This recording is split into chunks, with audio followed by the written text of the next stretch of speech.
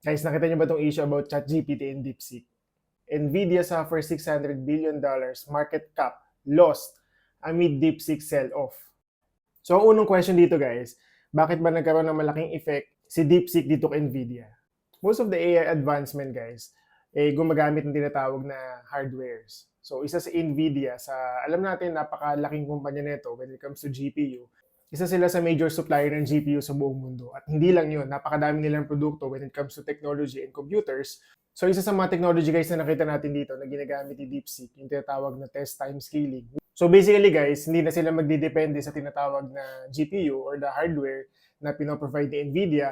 Most likely kasi ng open source, open AI na tinatawag, computer resources na ginagamit nila.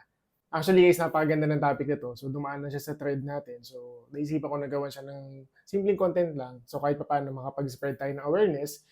So ang question ngayon dito guys, wake up call na ba to sa lahat ng mga nagbebenta or nasa tech industry when it comes to supplying computer hardwares, GPU, etc. etc. So napakalaking impact at napakalaking usapan ng AI ngayon. Ikaw, anong take mo dito?